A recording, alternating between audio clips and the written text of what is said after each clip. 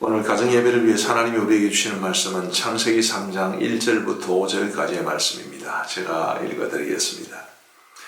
그런데 뱀은 여호와 하나님이 지으신 들짐승 중에 가장 간교하니라. 뱀이 여자에게 물어 이르되 하나님이 참으로 너희에게 동산 모든 나무의 열매를 먹지 말라 하시더냐. 여자가 뱀에게 말하되 동산 나무의 열매를 우리가 먹을 수 있으나 동산 중앙에 있는 나무의 열매는 하나님의 말씀에 너희는 먹지도 말고 만지지도 말라 너희가 죽을까 하노라 하셨느니라. 뱀이 여자에게 이르되 너희가 결코 죽지 아니하리라.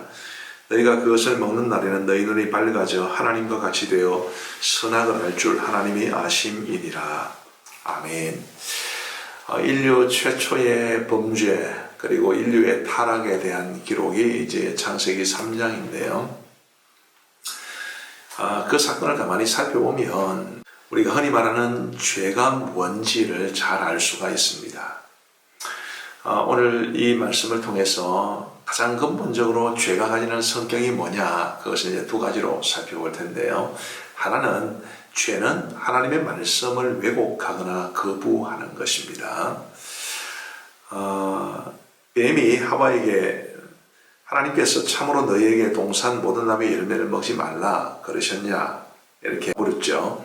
그랬더니 여자가 이렇게 말합니다.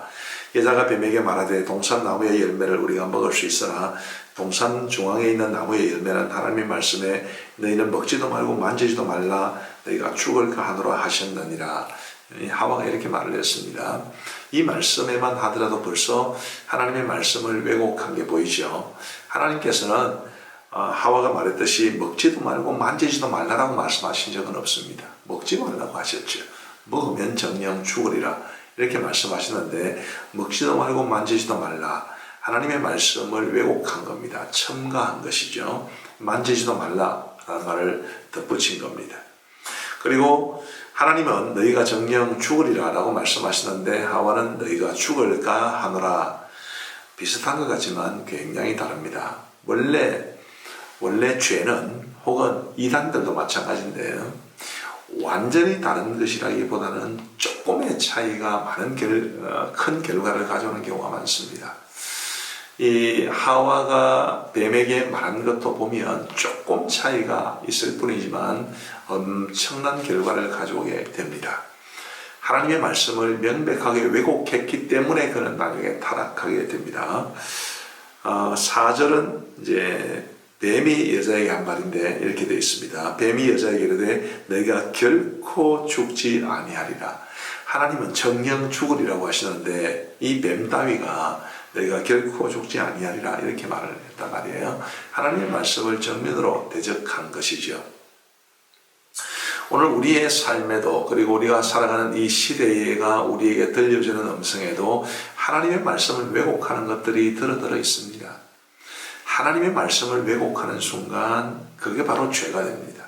하나님은 이걸 굉장히 중요하게 생각하는데 이거는 괜찮아, 죄죠. 하나님은 이것을 하라고 명하시는데 에이 안 해도 돼, 죄죠.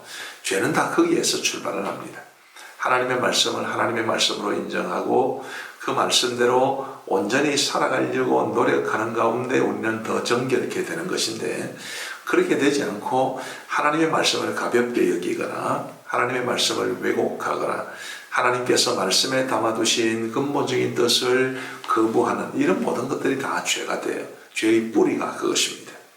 우리 가족들은 하나님의 말씀을 하나님의 말씀으로 인정하고 정말 말씀 그대로 우리가 믿고 확신하고 따르고 순종할 수 있게 되기를 바랍니다.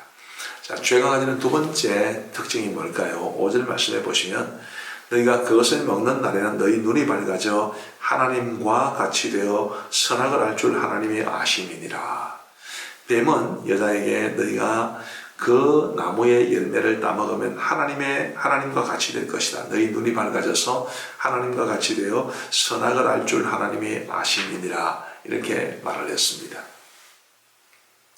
자, 하나님과 같이 되는 것, 이게 죄의 본질이죠. 선악을 안다라는 표현은 선악을 판단하는 주체가 자기가 된다는 뜻입니다.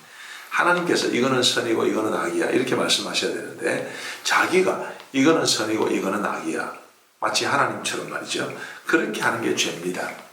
내 인생의 진정한 주인이 하나님이 되셔야 되고 나의 삶과 또 이 세상에 있는 수많은 일들을 하나님의 관점으로 바라봐야 되고 하나님보다 밑에 있는 하나님을 위에 모신 존재로서 하나님께서 이끄시는 대로 우리가 살아가야 되는데 내가 내 삶의 주인이 되고 내가 모든 것을 해석하고 내가 모든 것을 이제 이끌어 가려는 그런 생각들이 다 죄의 뿌리가 됩니다. 우리 가족들에게는 이런 모습이 절대로 없기를 바랍니다.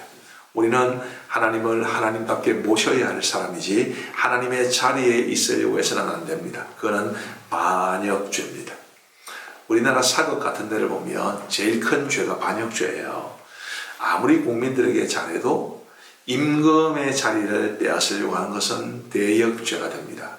그러면 그 집안 자체가 몰살을 당하는 엄청난 벌을 받게 됩니다. 하나님 앞에서도 마찬가지예요. 하나님 앞에 대역죄인이 되어서는 안 됩니다. 하나님과 같이 되려는 것은 큰 죄입니다.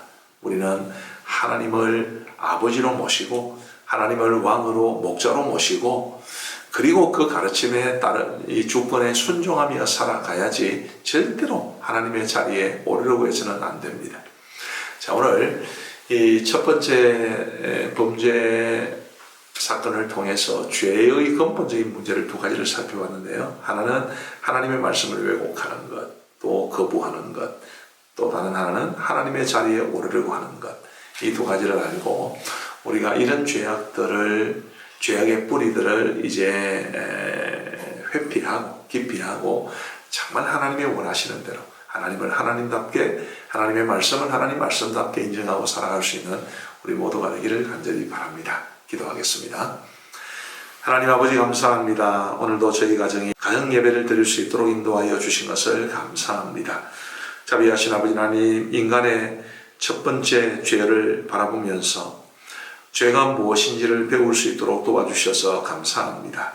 하나님의 말씀을 왜곡시키는 것, 변형하는 것, 그리고 하나님의 말씀을 하나님의 말씀으로 인정하지 않는 것이 죄의 뿌리라고 말씀하셨고 하나님의 다스리심을 받아야 할 존재가 하나님과 같이 되려는 것이 또한 죄의 뿌리임을 말씀해 주셨습니다.